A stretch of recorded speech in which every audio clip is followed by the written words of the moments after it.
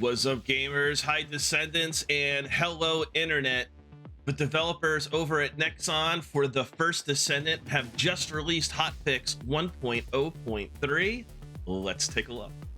The First Descendant hotfix 1.0.3. Greeting, Descendants. This is the hotfix 1.0.3 patch carried out with the server maintenance on Thursday, July 18th.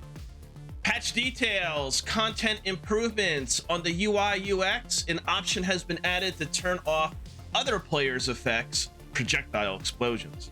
In order to improve the visibility, the explosion effect and the duration of vestigial organ has been reduced. Director's comment. As Glaze Infinite Launcher build became popular, we took temporary measures to address an issue where the explosion effects was disrupting gameplay severely. Currently, we only provide the option to disable other players' projectile explosion effects, but we are planning to enhance this feature for other effects as well. A system message has been added to make it easier to check the DBNO status of allies, and an extra measure has been added to the party member UI. Reduce the research completion visual effect duration for materials frequently used in research. Away from keyboard, AFK has been added to the player report menu. Director's comment. We have been keeping a close eye on recent trends regarding AFK, and we agree that AFK hinders the gameplay for other players. However, we believe that a cautious approach is required in this matter. This is because AFK judgment mechanisms can sometimes be bypassed with simple shooting or moving actions, and the AFK kick system can be exploited for other purposes. First, we are trying to learn the patterns of AFK players with AFK reports. Through this, we plan to collect the information necessary to separate AFK players in matchmaking and prepare for an appropriate measure in the future. We are considering ways to resolve the AFK issue so that everyone can enjoy the game together. We ask you to respect other players in the meantime, and if you have an idea on this matter, please let us know. The UI has been updated so that major rewards obtained from chain quests that have already been cleared are checked in the quest list. A function has been added to view acquisition information directly in the target section of library. Fix an issue of scrolling to the top when moving from target item of library to the corresponding item list. Added firearm types and rounds types to the library weapon list. Fix an issue where a player who joined the Void Fusion Reactor could use the reconstructing device even if there were no Void Shard after completing the mission. When completing a Void Fragment mission, obtaining 2 types of Void Shard, the amount obtained has been increased by approximately 1.5 times. Void Fusion Reactor mission tooltip has been updated to display the number of Void Shards. Added linked amorphous material to Void Fusion Reactor mission tooltip. Void Shard attribute will now be displayed on the map directly. Director's comment. We discovered and fixed an issue where a party member's abort mission system was being exploited to repeatedly play the Void Fusion Reactor without consuming any shards. While addressing this glitch, we also considered why players might resort to using it. We realized that the transition from shard farming to actual Void Fusion Reactor missions was quite inconvenient and tedious. Therefore, we not only fixed the bug, but also increased the amount of Void Shards obtained and improved the farming process to make it more convenient. Please wait a little longer as we will significantly improve the fragment farming routes in the upcoming Week 5 update scheduled for August 1st. The dev team will continue to learn and grow from your playing experiences. We will always listen to your valuable feedback and strive to provide a better gaming environment. The number of attached items that can be registered has been updated to 1,000 each for weapons, reactors, and external components. Moving on, for Descendants, Thrill Bomb and Lightning Emission with the Ultimate Bunny High Voltage module will now target nearby targets rather than random targets. Allergy or Reconstruction Serum of Fusion now applies to Colossus as well. Ultimate Bunny Electric Charge, High Voltage, and Bunny Electric Condense sound effects have been changed. Use Bunny's skills to inflict electrocution on enemies has been removed from the second and third stage evolution conditions of the Bunny evolving skin, Speedy Awaken 1. Infiltration Operation. We can now view mission results through the escape menu after completing an infiltration operation.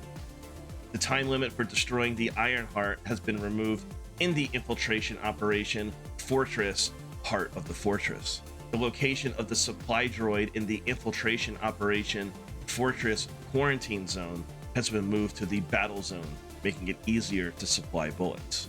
Mission. The position of immunity spears of named monsters will not change anymore as the monsters move or rotate. Sequential spear type of the named immunity of alternate hand of Nazastra that appears in the White Knight Gulch Eye of Truth has been updated. Field. The drop quantity on hard difficulty has been increased by approximately 1.5. Miscellaneous. The stack limit for consumable items has been increased from 1 million to 100 million. Updated some icon images. Director's comment: the First Descendant has been developed with deep affection and respect for various looter shooters, and we take feedback regarding other similar games very seriously. Through this hotfix, we are trying to reflect the unique identity of the First Descendant. We will continue to improve the game for the fans of the genre. A quick note to the updates for the icon images by Nexon used for the First Descendant. If you've been following the First Descendant news and updates, I'm sure you've seen in social media that Nexon was accused of ripping off or developing icons in-game that were identical, if not directly correlating to the images used by the developers of Bungie for the game of Destiny. Now, from this chair, a lot of these images do bear a striking resemblance to the ones that Bungie uses. I haven't seen Bungie come out formally and accuse Nexon of ripping them off, but it is positive to see the devs at Nexon acknowledge that the assets they're using for icons do bear this striking resemblance, if not identical, and are taking the appropriate steps forward to make changes. Perhaps it's just to save themselves from any future litigation, perhaps not. Curious what your thoughts are, not only on this issue, but everything that we're reading today. As always, leave those comments below. Optimization improvements. Fix the memory leak that occurred intermittently in windowed mode. Fix the memory leak when using frame generation. Fix the issue of temporary frame drops when opening inventory with DLSS frame generation. Fix an issue where frame limit was not restored even if additional options were changed to off when DLSS frame generation or FSR frame generation is enabled. Bug fixes. UI UX, Russian, Spanish, Portuguese. Fix an issue where the material quantity text was cut off in weapon transmission. Fix an issue where the top menu remained when scroll map top library through acquisition information and then moving to the screen with escape. Fix an issue where a black screen was briefly displayed when starting special operation. Symbol effects have been added for code analyzer, code breaker, and core material drop. Fix an issue where account names starting with the # were not visible. Descendants. Fix an issue where the Descendant couldn't be changed after completing the exclusive dungeon of the quest to Bunny, our beloved daughter, in the Bunny quest. Fix an issue where Bunny's lightning emission was used even if there was no moving distance when rolling over a box or wall. Director's comment. We love how Bunny runs fast, unleashes electric energy to take down her enemies. Bunny is a Descendant who gains her power in proportion to the distance she travels. However, rolling around in a corner and using her skills was not what we expected from her, so we decided to fix this. Additionally, we are detecting the use of various macros and unauthorized programs through our monitoring system, including the rolling in place macro. We are currently taking actions against macros and unauthorized programs, and will continue to strive to create a more enjoyable gaming environment for everyone. So this was in response to bring Bunny into Mission X, where she could position herself in a corner, continuously roll to generate her AoE as the ad spawned in, collect her loot at the end of the mission, rinse and repeat. I think this is a positive step forward. Not that the bunny roll in Mission X was against TOS, or even using macros to a certain degree aren't against TOS, but the devs are looking to circumvent this type of player behavior. What are your guys' thoughts on macros? What are your guys' thoughts on bunny can no longer roll to generate AoE and AFK farm? What are your thoughts on AFK farming in general, not just in the First Descendant, but other games? As always, leave your comments below. Also, fix an issue where sound effect was not played intermittently when landing on the floor with Kyle's superconductivity thrusters. Fix an issue where the charging motion was repeated with Kyle's repulsion dash. Modules. Fix an issue where the RK acceleration module did not increase the speed and distance of projectiles. Fix an issue where Ajax's body enhancement module did not reflect the max shield in the current shield after moving to the map. Fix an issue where the firearm attack of the shoot focus module was applied as a sum operation and not as a multiplication operation. Fix an issue where the module list scroll was reset to the top after module enhancement. Mission. Fix an issue where monsters would not spawn if the first monster spawn upon entering the Volga strategic outpost were immediately killed. Fix an issue where the next quest could not be started under certain circumstances. Fix an issue where the spear would tremble when it was far away during the named monster's spear gimmick. Fix an issue that prevented field change by removing the shield created during the upper hatchery mission in the White Knight Gulch hatchery. Fix an issue where monsters would spawn even without an actual battle in the White Knight Gulch fortress outskirts. Director's comment. The fortress outskirts have become a popular farming area with many monsters pouring in from the beginning of launch.